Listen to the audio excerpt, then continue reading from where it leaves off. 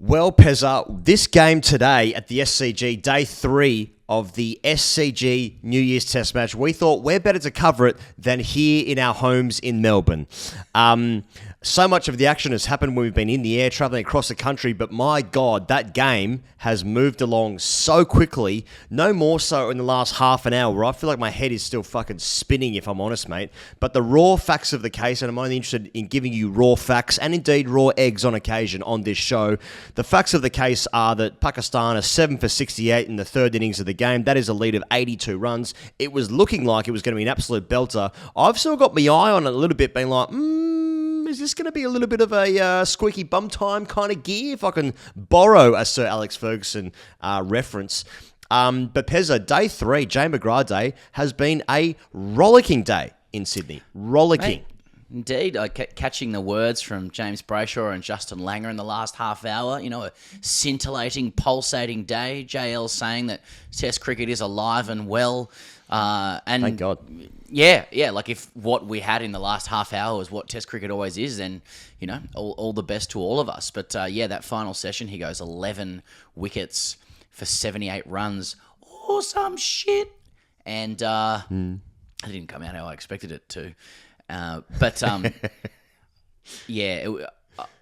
It swings heavily in Australia's favour after the bush horse goes fucking nay in the last couple of overs there. And don't know, man. I love when Hazlewood goes on a little run. I often feel like he's just a support man. So often, like you want to give him his flowers, but he's such a great pillar of like a cadre of quicks. He very rarely gets to be the front man, I reckon, and he's fine with that. But when he gets going and those shoulders are rolling through and it's that fucking casual locomotive, even his celebrations this evening were just a little bit more, contained a bit more flair than normal. And there was a couple of different variations on them as well. And how do you feel anything but safe when you see it? It's next to sleep. Just all of his wickets are so respectable. Like he gains his wickets the correct way, Josh Hazlewood. Like does anyone play cricket tighter than Hazlewood? Like do they play cricket more in the art of cricket as it's taught to like a young fast bowler from country New South Wales? It's just fucking annihilating the top of off, mixing up footwork, not saying too much country. The entire aesthetic is so beautifully aligned and put together. And then when he gets his bow, at the home ground, the shadows of the SCG lights, with the sun setting over the west, over the pitch, and Hazlewood just rocking through with sweat with beads of sweat down the brow, and that fucking country tan, mate. It's pretty fucking good gear. Oh, mate, and so much of with about half an hour to go. There you go. There are some words. With about half an hour to go in the day's play, this day was so much about Jamal Amir, or indeed Aamer Jamal, like his performance in the second innings. Australia lost 5 for 10, I think it was, at the end of their innings to end up being 14 runs behind Pakistan's innings. Just like incredible feats, and then Australia go bang bang at the top. Stark takes a wicket off the first over. Abdullah Shafiq gets a pair for the match, and then Hazlewood gets Shan Masood off the first ball of the second over, and then Pakistan are 2 for spit. And I was thinking, well, there goes our Facebook audience. Because for some reason, like Pakistanis are all over Facebook and no other platform. But so unfortunately, we can't give them any love today because it really is now Josh Hazlewood's day, who finishes with 4 for 9. He finishes with a triple wicket maiden for the second last over of the day. And obviously the Bidlin gets involved as well. And now I'm just like, oh no, like we were so close to just celebrating Aamer Jamal in this great performance of the SCG in a wonderful series for him. And it's like, nah, all good, boys. Nah, a guy called the Bush Horse and the Bin Lid are going to do you over. And Hazlewood just running down, not breaking any stride, head down, arm up, just continuing on with the running, with the follow through of the action. That is pure. And we've obviously spoken about the fast fade. Is Josh Hazlewood hot? The fuck he's not. He is red hot at the moment. He's eating hay. He's got his eyes on some fillies, Pretty sure he's married, but and having a kid on the way, but that's neither here nor Figure of there. speech. He's got his eyes on some fillies, and he's looking good. He's looking fast. He's looking streamlined. I'm happy. Australia's happy. The world is unfortunately not happy when Australia's winning. But the point being that this was so nearly Pakistan's day, and now, once again, we get to say, good on you, boys. You gave us a game. What was the phrase I heard Ian Smith say today? Because it's applying once again to these two teams in battle. You know, he said something like, "There's a difference between a chance to win and the confidence to win."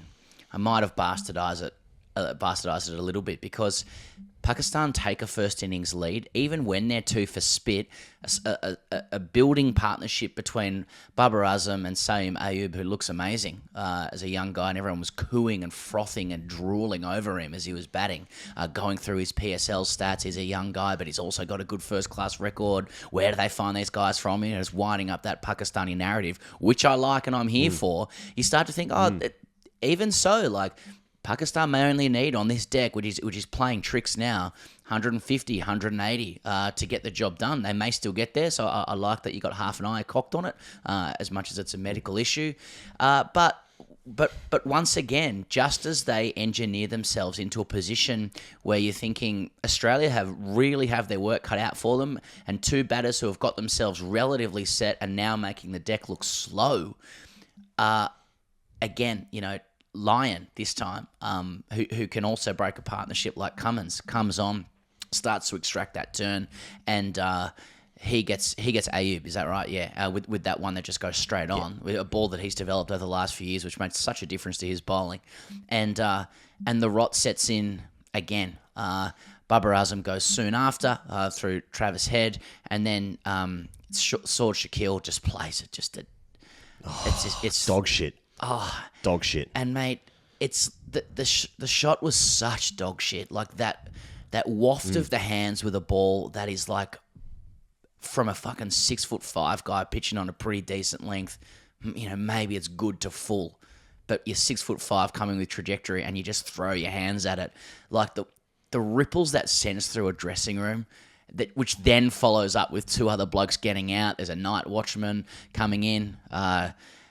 You know, you just go again, is that belief there? Is that confidence there from Pakistan, where once again they could really start to smell victory, you know, and put pressure on Australians. And you could see stern looks from Cummins, and Marnus is giving away buzzers, you know, and it doesn't take that much with the Aussies, but clearly between the two sides, one team believes that they're the better team, and every time it gets to the crunch, they show it. So I don't know.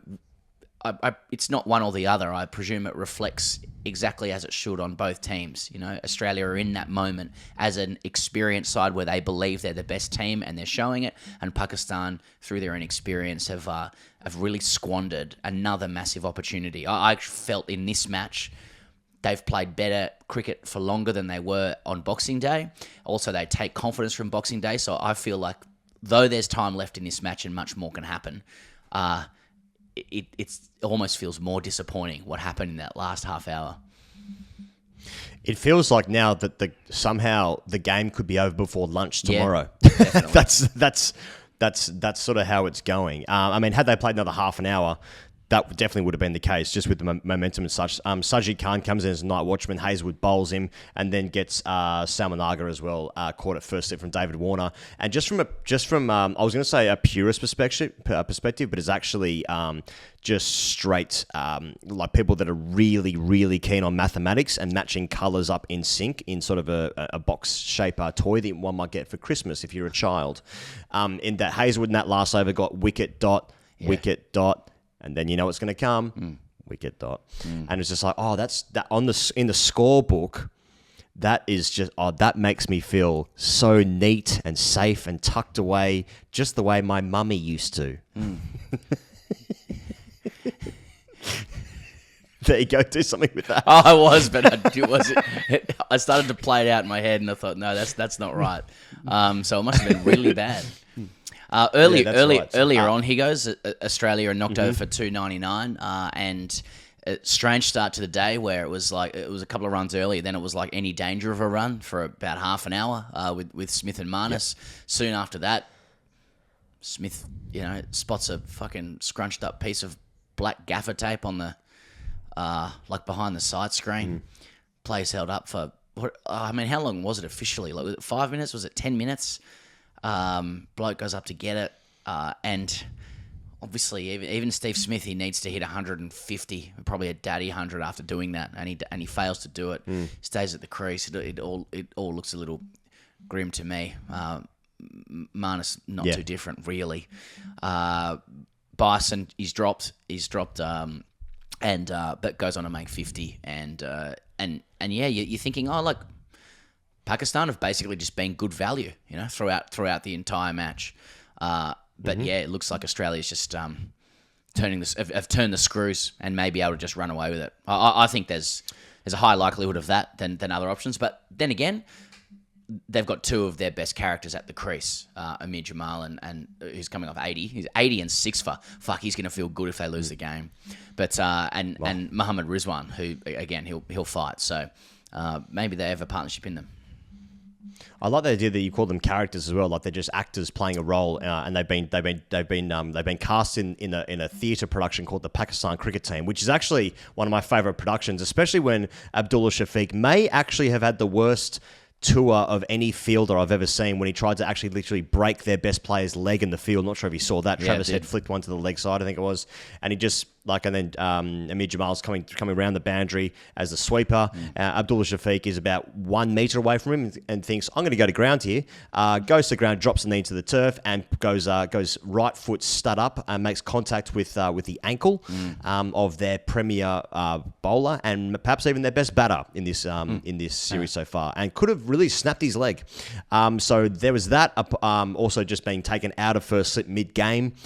Just general calamity from them. So it actually is a theatre production, and they are indeed my favourite characters playing for them. At this point, Pezza, we should thank our dear sponsor. I always call them dear sponsors, but this one really is really in line and really in sync with TGC and the TGC faithful who have been getting behind Smith Optics Australia. SmithOpticsAustralia.com is the website, and you already know what I'm about to say, but I'm going to say it anyway to tell you that you can get 25% off, a 25% discount on a purchase using the code FAST from SmithOpticsAustralia.com. I think I'm right in saying that Travis Head is wearing the Smiths. He gets the key wicket of Babar Azam today, who now averages 25 in Australia. That's making a lot of Indians and Indian Twitter accounts very happy, who are very keen to let us know that. He was dismissed for 23 with the bin lid just doing some more good stuff, and was saying bye-bye to Babar in his Smith Optics Australia, no less, Pezza. Did he actually do the wave? I don't think he did that. Oh, right. I was going to say, I would have taken it.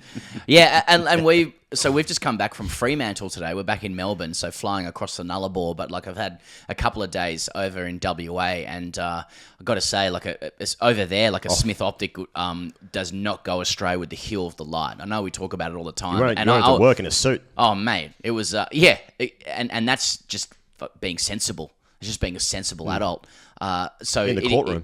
Yeah, indeed. It is that time of year in Australia where the light is generally maybe not in Sydney at the SCG every couple of days around this time, but generally speaking, the light's pretty good across the nation. So Smith Optics comes into play for you there. It's it's one of those ones where you buy a car and then you see it everywhere. You can't unsee it. Smith Optics are absolutely everywhere. I did genuinely see a bloke in the airport. Heaps of tennis guys knocking around in the airport. We saw Goran Ivanisevic. Now, he wasn't in the Smith Optics, to be fair to him. I wouldn't say that. But there were plenty of, I saw at least 2 guys in Smith Optics inside the airport at the Melbourne Virgin Terminal who clearly, getting involved in the tennis. No.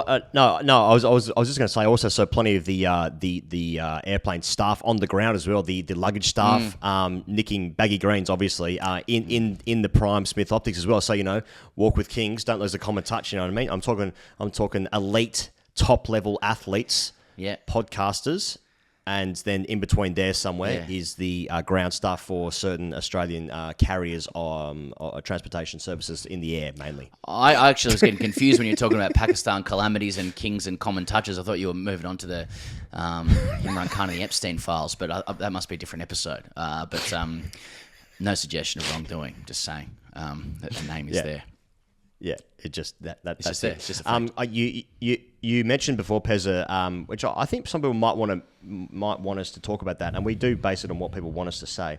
But with Marnus and Smith getting out, it's obviously not the first time that this happens, but I'm going to start to need, I'm going to need to start getting some serious daddy returns on runs if the petulance at the crease when dismissed is going to continue, because I'm just it's always been there, and it's not just in Test cricket. I've seen it in Shield cricket for both these guys before, where it's I'd like you to just leave the crease a little bit better. And this is one of these intangible things about the game of cricket and just gentlemanly acts, generally speaking. But it just feeds into this idea of petulance a little bit. I'm it's just a little bit like, how you going? You know what I mean? Just looking at the deck for a bit too long, hanging around.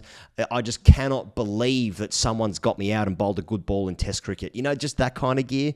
Am I wrong in wanting perfection at all times from my players that I have no relationship with? No, I think it's good to raise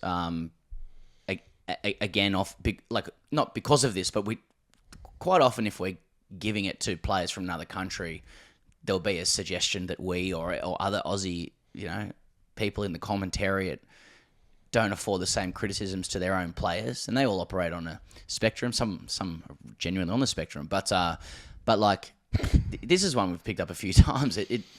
And when you talk about it, I try and challenge it in my own head. I'm like, well, is it pro sports brain? Does it really matter if someone lingers at the crease a little bit? Why is that some kind of construct that really we shouldn't have to worry about? What would Andrew McDonald say? Maybe he'd just go oh, look, just give him a second and he'll get off the pitch. But I still I think they should just leave. I think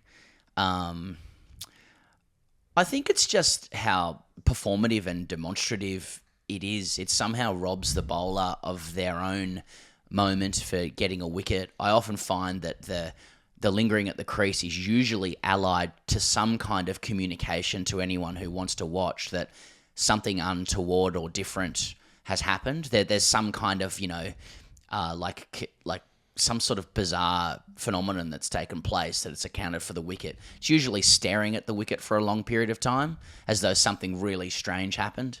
Quite often it didn't. I know with Steve Smith's one today, it did. It's stuck in the deck, but they had a plan, and he fell for it. He played a shot to those fielders. Yeah. And so, I do think that it reveals, an attitude of two guys that doesn't look particularly attractive in that time. And I suspect they don't particularly care. They're just guys who are bat 3 and 4 for Australia who just, pour every fibre of their mental and physical being into scoring runs, and we want them to do that. But I do think that there is, you have children, part of getting out creates its own ritual around how you accept that bad result. And it feels like they afford themselves 10 to 15 seconds of not accepting the result, while everyone else is kind of expected to depart the scene. And I just think it's it's just good form and good behaviour to leave when you get out, rather than want to stay. I think that this isn't really a conversation at all. It's just something that grates me a little bit because it happens quite a lot with these two. Yeah. And it happened again today. And so I think it's for me a little bit performative. I think is the right word that you've used there. And just the semi-consistent nature of it is just getting a bit because I've still got great cricket brain where if I'm in the fielding side, I've taken that catch at short cover and there's bloke still stand there. Now there is a 110% chance that I'm telling you to fuck off. So I've still got that unnecessary aggression in my brain, which again is actually the umpire's problem and the opposition's problem. It's got nothing to do with my relationship to myself or my father or the game. Of course, yeah. Yeah, but so like if someone's hanging around a bit too long, mate, fuck off. You know, and I don't even like confrontation. So what's the sport done to my brain is the bigger question. I think isn't the point that it's like it's once you get it's not about you. That's really it. It's like once you get out, the game's not about you anymore. Please leave. It's the other person's chance to come, turn to come in, and nothing strange happened. I mean, we all, we go through this as children when we get out. We don't want to be out. That's it. And it's like this kind of dormant way of like of going, can I please not be out? I'm going to take a bit of time to process this. You go into the dressing room and process it through some very aggressive actions, like everybody else. What a normal sport. Yeah. Anything else you want to talk about from the day's play? Did anything else happen today? It was such a fast-moving game. I mean, have we spoken about have we spoken about Aamer Jamal enough about his bowling performance to basically get Pakistan well in front of the game? No, I mean, and given that he came in as a debutant, he's taken 18 wickets in the series. He starts with a 6 for, batted excellently in Melbourne. Great courage and guts and game awareness. Then he comes in and makes 80 here, keeps Pakistan in the game, then takes 6 for. The fact that he plays for Hawkesbury helps. Thought the SCG crowd were, it was nice to see how appreciative they were of it. So, yeah, it's pretty promising for Pakistan, and I love what he's about. I love his energy. I think the other thing is Alex Carey took a really good catch to dismiss Babar Azam. Just again, really things that Alex Carey does that people don't notice. 38 again today, helpful runs, and then probably the biggest story from today is what the fuck's happened with Warner's baggy green caps or cap or whatever the fuck's going on with that. Yeah. Got to say, for me, it's kind of like, what are you gonna do? You're gonna like, what's the point of speculating about it? Because there's such a culture war over who the guy is. How do you not look at it and go, well, that's everything about this is very how you going. It's just how you're going. Like, Pete Lawler came into the box with 7 and was talking about it, and he's like, I can see you scrunching your face, punter, or something. And punter's like, I'm just trying to work it out. He's like, how can you not find something in your hotel room? Your backpack's got your initials emblazoned on it. He's like, I'm not saying anything. He's like, I just don't get it. And I'm like, what else can you say? And Lawler was saying that, I've had it like unequivocally like ruled out or denied that this is a PR stunt, which is that doesn't help at all because it's. Are you going to say, oh, no, you got us, it's a PR stunt? That is right. But I mean, I don't know. It's just and then people are suggesting that he's just lost it. It's like, no, you just didn't look hard enough, mate. So what are we talking about now? Just that they've had a boy's look, not a man's look. It's all sorts of shit's going down with it. I don't know. I'd be really keen if it was much in the same way that Snoop Dogg said that he was going to quit marijuana and created a huge thing, and it actually just was a marketing campaign. Now like this could be actually great. Like Dave Warner's actually investing like in a memory loss organisation, and he's just like, but if you use the code TGC at memoryloss.com, you will never forget your baggy greens that you've just had in the back room that you just forgot to look at. I like it. Yeah, it is getting a little bit Stuart McGill areas, isn't it? Just like, a couple of things on that, not quite adding up here, but like what? Like I don't know. Well, I think it was look, okay. The thing that sticks out to me is the original like video, which it was almost like a captured prisoner's plea, like just straight down the barrel, locked off camera, and it was like I've tried every I didn't want it to come to this. I've tried every avenue to this point and contacted every single potential stakeholder and gone through footage and film, from the hotel and from the Qantas and from God knows where, and so I'm gonna, and there was my children's gifts in this thing. I'm just gonna reluctantly have to. And has anyone asked about that? Did the gifts return as well? But anyway, just gonna reluctantly have to issue a public plea, for this material, and then it's like, can't really tell you how I found it, but it's really sounded like it was in the corner of my hotel room. Like, I was like, you know. You know, like when you leave a hotel, my biggest fear is leaving something there. Yeah. And I start checking parts of the hotel that I was never even in. Exactly. You know, just like, that's right. Or you're lifting Like, up the bed mattress, so nothing went under at any point. Did I somehow sort of subliminally like slip something under? You know, like. Yeah, Did I don't put the bed underneath the mattress last night? Is that what I did for no reason with my phone charger? Like, you know, if he really has just like it's the silence around it as well. You know, like if he really had just like lost it, or like he just found it and hadn't looked hard enough, like it'd be really funny if he's like, oh, guys, I'm a fucking idiot. You know, seriously, boys, like this I one's on me. apologize. Yeah, you know, we've all we've been there. We've all lost a bag, as we've said, but like. That like I can't believe what I did. Sorry, that's just completely my bad. You know, and then everyone's like, okay, we can play on like, or was it in a player's bag? Like it'd be funny for everyone. It was like, oh, this is what happened. I don't know why the silence around it now. Yeah. Well, do you know what I think? I think Alex Carey stole it. That's what I think. Yeah, good point. He seems like the kind of bloke that would do that. Anything else from the day's play, Pezza? I mean, I'm going to say, I'm just reading some of the Patreon comments. Yeah, as Hazlewood was taking 4 for 9 on his 5-over spell this after the early stages of this evening, and it is fucking kicking off. Captain Cumshot, let's get it started. JB saying, oh no, Chuck Berry on Twitter. My holiday in Noosa. These are all character names on on Patreon, and they are absolutely going off on Hazlewood, just doing his bush horse best things. The bush horse just turned him over with a bag over his head.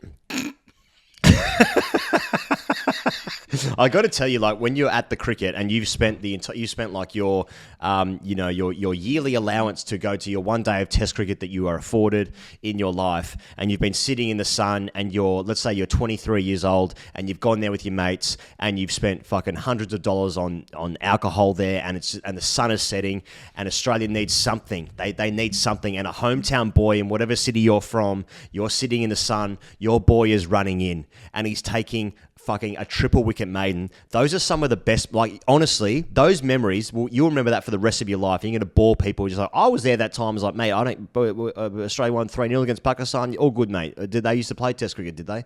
You know, that's the kind of story you'll be telling in 60 years' time. But these are like these guys are giving you the fucking best days of your life right there. I'm 37 watching it at home with fucking Dorito crumbs all over me.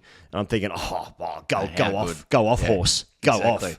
Yeah, you're making involuntary like vibe to it this evening. Brumby noises, you know, as the second one goes down, as the third one goes down. There was a good guttural roar from the SCG again in that dappled light. So no, I agree. The 20 to 24-year-olds out there will remember that if their memories are retained for like alcohol consumption. But all the best. There'll be a microchip inserted to your brain before no time. If you want to support TGC, patreon.com/Grey Cricket, you jump on the chat. Plenty more cricket action happening this summer, but we'll be wrapping up the day 4, perhaps even the end of the Pakistan series tomorrow, right here, through your eyes, through your ears, through your hearts. See you guys on the internet tomorrow. Cheers.